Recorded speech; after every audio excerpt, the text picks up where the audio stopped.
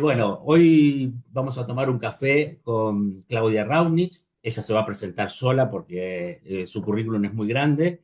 Y yo dije, vamos a tomar un café. Y aquí tengo mi café con la taza de mi instituto. Y en realidad tomamos un café a la distancia. Esto es maravilloso porque la tecnología nos permite hacer esto. En un día especial, nosotros empezamos la primavera y donde está ella empezamos el otoño. Entonces, y además celebrando el Día del Estudiante para la Argentina, que es muy importante para el objetivo de esta charla, que es contarle a los estudiantes qué es lo bueno que se puede hacer en recursos humanos. Claudia, muchísimas gracias por este ratito que nos vas a regalar. Hola Ricardo, bueno, muchísimas gracias a ti por la invitación, por el espacio. Hola a todos, es un placer poder encontrarlos en este espacio. Mi nombre es Claudia Raunich, como dijo Ricardo.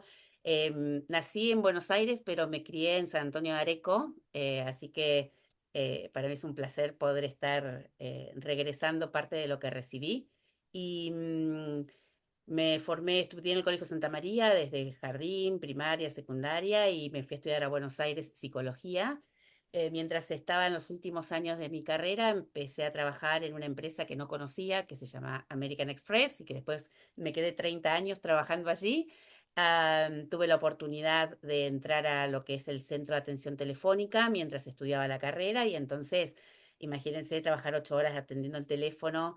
Estudié inglés en San Antonio de Areco con Miss Elsie, una de las hermanas Iriart, y eso me dio la pauta de poder realmente desarrollarme dentro de la empresa, aparte de seguir tomando clases y de estudiar.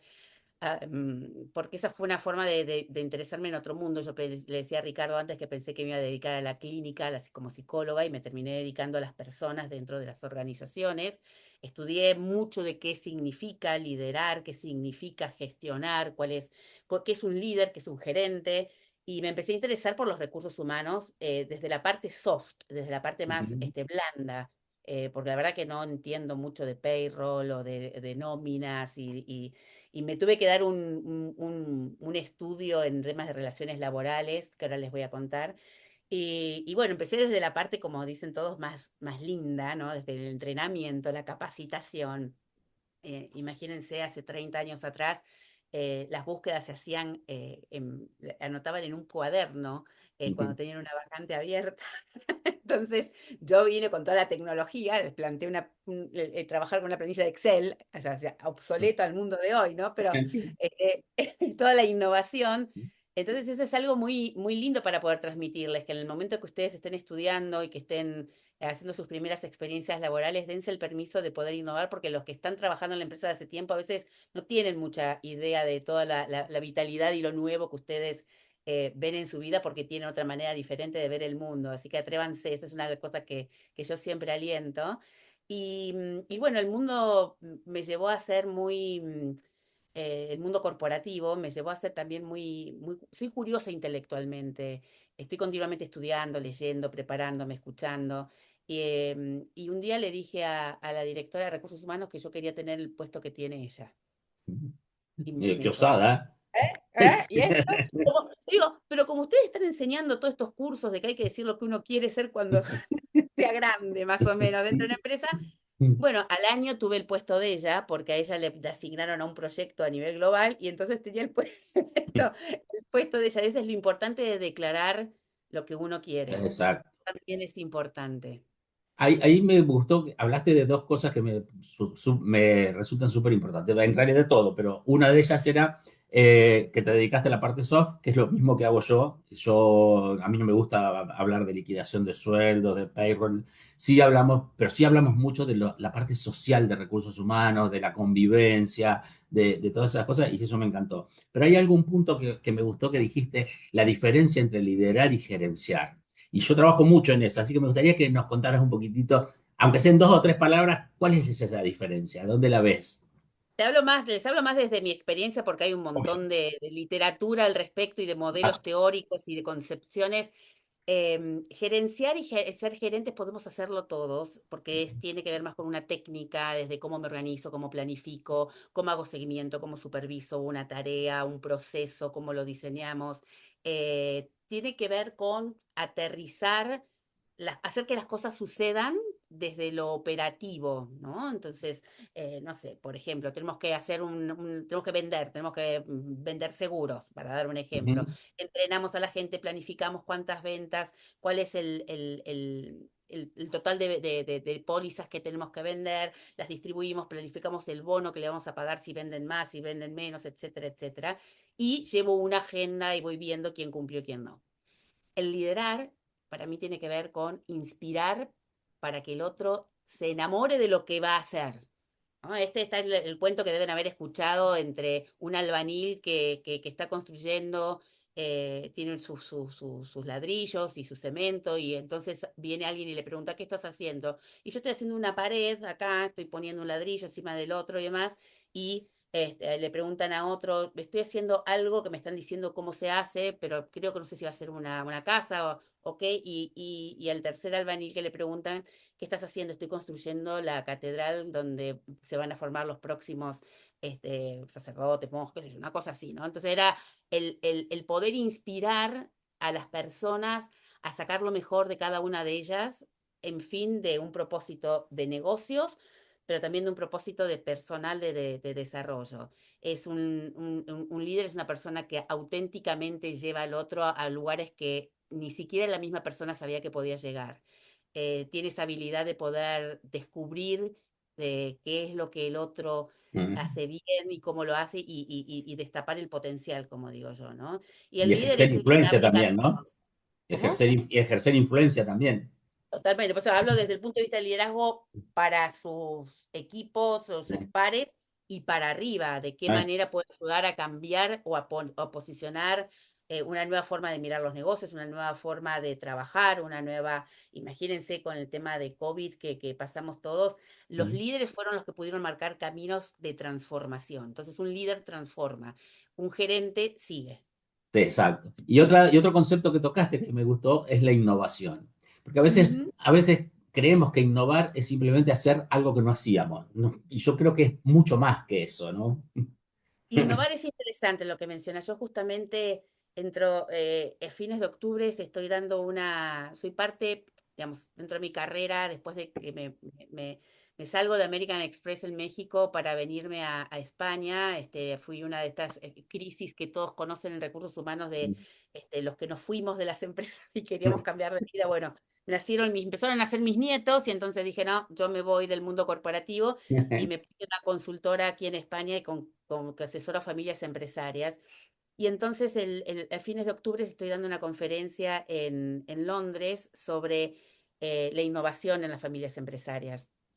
Y básicamente es lo que tú mencionas. A veces creemos que innovar es crear algo, ¿no? Lo que no existe y en un laboratorio, o tenemos que ser Einstein, o tenemos, ¿no? Que ver la manzana caer para ver la gravedad. No, vamos, obviamente que hay mentes de ese tipo, pero todos tenemos mentes brillantes para simplemente poder conectar cómo algo que se pueda hacer de manera diferente genera un impacto mayor, ya sea porque volvemos algo más eficiente, ya sea porque redujimos tiempo, ya sea porque el cliente está más contento, simplificamos algo, le ayudamos a otros a cómo aprender más rápido. Entonces tiene que ver con desafiar la simpleza de cómo se hacen las cosas, hacer lo complejo simple, ¿no? Por ejemplo, entonces veo más la innovación por ese lado que por el de inventar. Confundimos a veces Y sí, innovar sí. con inventar.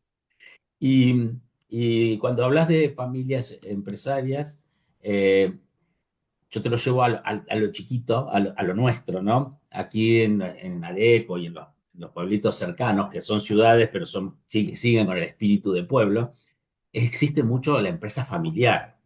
Y en ese modelo de empresa familiar, cómo se hace para gestionar las sucesiones, entender que porque sos el hijo no vas a ser el presidente de la organización porque no estás preparado? Porque acá sucede así, sos el hijo y vas a ir al frente. Podés ocasionar el desastre más grande de tu vida o no, pero con un asesoramiento, como vos decís, cómo se gestiona eso, cómo se identifica el talento, ¿no? A mí me toca, tengo clientes en México, en Estados Unidos y aquí en España de consumos masivos, de servicios financieros, de turismo. y otro es de agrobusiness, dan préstamos es una familia que da préstamos a agricultores Ajá. en toda Latinoamérica. Eh,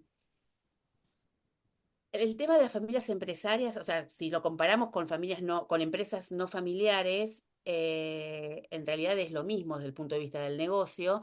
Mm, Lo que tiene de diferente es que en las familias empresarias y en las empresas familiares hay emociones ujú, que hay que gestionar, y hay sueños y esperanzas. Entonces, lo más importante es trabajar con la familia en cuál es ese propósito y si quieren de este negocio trascenderlo o no. mm, Porque si la familia quiere trascender a las próximas generaciones ese negocio, ese legado, entonces existe una familia empresaria y existe un para qué. Pero si no, y se vale, digamos, ¿no? Es que no hablamos de una empresa familiar o una familia empresaria. Cuando está ese objetivo establecido, se va a crear una estrategia de para qué estamos haciendo, cuáles son nuestros valores, cuáles son nuestros principios, se habla de un protocolo, que es cómo nos vamos a comportar, y dentro de ese protocolo se establecen quiénes van a ser, cómo va a ser la sucesión una vez que el fundador o la segunda generación o la tercera dejan el mando, vamos a ujú, decirlo. ujú, Em, yo lo que estoy observando cada vez más es que me toca trabajar con familias que están en segunda, tercera y cuarta generación.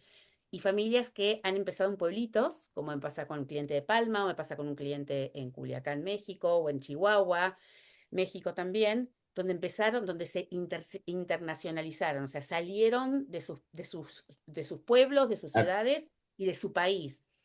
Entonces viene una parte de la familia empresaria que tiene que profesionalizarse. Y entonces hay que ver dentro de la familia si están esas capacidades de liderazgo, no solamente las gerenciales, el ujú, conocimiento del exacto. tema, del técnico, y si no está, tener estas conversaciones de qué nos conviene, porque tal vez nos convenga más traer a alguien de afuera, no familiar, y que pueda liderar esto y nosotros como familia tomar el rol de gobernanza, tomar el rol eh, como accionistas, como propietarios, como, ¿no? De poder administrarlo desde otro lugar de gobernanza y no desde la gestión. Y separar lo que los teóricos de temas de familias empresarias como un John Davis o un Invan Lansberg te hablan de, una cosa es la propiedad, que es la administración de los bienes, la otra es Ujú, la empresa, que es gestionar en un rol y la otra es la familia, que tiene que ver con los lazos, la armonía y el querer estar juntos. Entonces, no es fácil porque son conversaciones no, difíciles. A mí me ha tocado que estar en estas conversaciones entre padre e hijo, entre hermanas, ¿no? Y ayudarlas a transicionar en un caso, por ejemplo, decirle que no estaba preparado para poder asumir el rol o continuar el rol de CEO de la organización y de poder elevarse a un rol de gobernanza y contratar a alguien externo, y estamos en eso. ujú, claro. Eh, me ha tocado en otro caso de que estamos muy lentos con la sucesión porque no hay nadie listo y no quieren a nadie de afuera en este momento. Y en otro caso fue convencer al papá de decir, muy bien, hermoso lo que fundó señor, pero sigue y su hijo tiene todas las capacidades para poder llevarlo a otro nivel. Mm, Entonces, trabajando yo hablo en inglés, es linda la palabra, pues se llama Trusted Advisor, en español sería consejero de confianza. Me mm, gusta más ubicarme en ese lugar porque realmente es ayudarles a pensar. Entonces, mi experiencia en recursos humanos, veo que hago lo mismo, mm. pero con las familias, lo que hacía con los ejecutivos en la empresa. No sé si te contesté o mezclé todo. Perfecto, perfecto. Y ahí tomo otro punto que, que charlamos un ratito antes de empezar este interview. Y es que muchas veces, yo a veces les digo a los chicos cuando hablamos de liderazgo, y les digo que muchas veces encontramos una persona que creemos que tiene todas las habilidades, pero que le falta pulirlo. Y esto es nosotros en nuestra jerga decimos es un diamante en bruto. Correcto, Y ahí funciona lo que vos te estabas contando, el llevarlo, el coachearlo posiblemente, ¿no? Yo siempre digo exacto, que el coach trabaja sobre las habilidades que la persona ya tiene. Entonces, correcto. ahí podemos hacer que alguien que parece que camina para un lugar desarrolle todo su potencial para poder hacerlo, ¿no? Mira, tal cual lo has mencionado, Ricardo. Como yo te decía anteriormente, tengo la verdad que para mí es un placer de haber entrado en este nicho que es el de desarrollar ejecutivos y sobre todo desarrollar CEOs o directores generales Ujú, de empresas o de distintos negocios. Y a través del coaching es la manera, y este es un rol muy importante que los CHROs, los responsables de recursos humanos, tienen que ejercer dentro de su mandato y tiene que ver con estas habilidades más de liderazgo que las de gerencia. Es poder estar junto a ese ejecutivo y poder plantear, desarrollar un nivel de confianza para tener claridad en qué quiere mejorar, si es que quiere mejorar o qué quiere desarrollar para el futuro y para sus próximos pasos. Y a veces es desarrollo y crecimiento y a veces es prepararse para la salida, para el sí, retiro, ¿no? sí, totalmente. Y a veces tiene que ver con decir, ya no aguanto este nivel de presión, gestión y demás, y no quiero seguirlo. Entonces es Ujú, decir, no me retiro, no me promuevo, me quiero salir por mi cuenta y quiero hacer algo distinto. Entonces son esas conversaciones desde la sinceridad, desde donde uno tiene que también acompañar, observar, ver y ayudarle a poder ver las cosas desde otro lugar a través de las preguntas, de la ayudar a pensar. A mí me pasa ahora con un ejecutivo que lo estamos promoviendo, se está anunciando el lunes que se lo promueve a director general de su negocio y yo lo escuché en algunas conversaciones y después en privado le decía, mira, observé esto, vi la reacción. Claro, ahora me llama cada rato porque quiere, ujú. ¿me Sos su ayudás con coach esto? personal. ¿No? Pero claro, en el momento y él antes ciertos temas le decíamos que demora en tomar decisiones. Me dice, no, claro, yo tomo decisiones rápido y observándolo en varias sesiones, veo que demora en tomar decisiones. Entonces, cuando uno le ayuda a hacerlo ver, fíjate acá, realmente en este caso, en este ejemplo en particular, uno actúa como un catalizador, ¿no? Como un catalizador donde permite en ese espacio de mucha confianza e intimidad a que el otro pueda escuchar y a que el otro pueda verse a sí mismo, ¿vale? Y ahí se Sí, sí. genera esta En eso de confianza. tomar decisiones con lentitud, yo me acuerdo que cuando yo trabajaba en Austral tenía un cartel enfrente mío que decía Yesterday. Buena canción, pero mal negocio. Bueno, mi consultora que se llama People Experiences, experiencia con personas, tiene un Slack que es Make it happen, haz que suceda, Haz que suceda. ¿no? Haz que suceda, porque digamos, la mezcla entre la estrategia y la acción, o sea, dice Potter que una estrategia se la puede, digamos, se te puede llevar si no se implementa, ¿no? Te la comes en el desayuno. Pero combinar el pensamiento estratégico, la visión, con acciones concretas que vayan validando y en un mundo tan cambiante como el de hoy, hacer que las cosas sucedan es lo que da credibilidad. Bien, y cerramos. Vamos cerrando, así te liberamos porque es sábado, estamos trabajando en horas extras que no nos van a pagar. Y yo siempre Esta es digo, parte de nuestro regreso a lo que hemos recibido, Ricardo. Te muestro. pero yo siempre digo que nada debe ser gratis.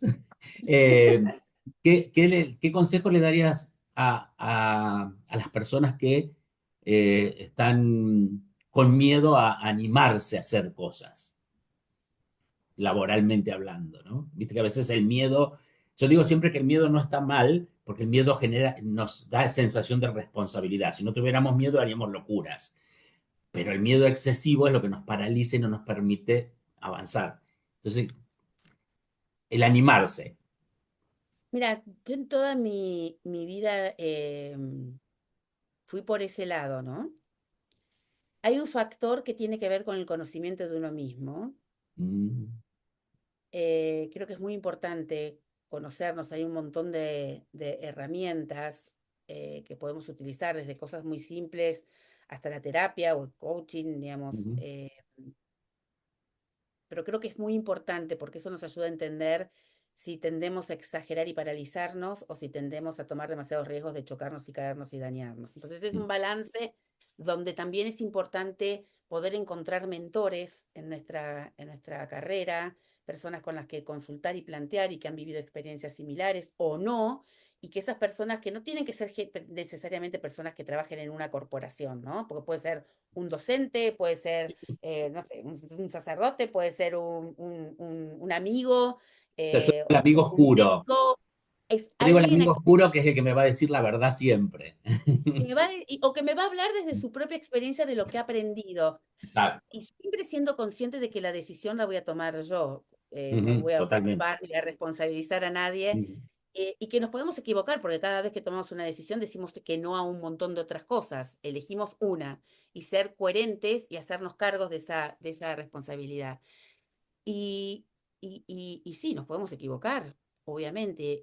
El tema es que a veces somos demasiados idealistas o demasiados, construimos demasiado la expectativa, y eso a veces puede lastimar porque hay que tener como planes, un plan A, plan B, plan C. Una de las cosas que yo fui sí. aprendiendo en mi carrera fue esto, porque yo iba como con la emoción y ¡pum! Me tiraba a la pileta y a veces tenía poca agua.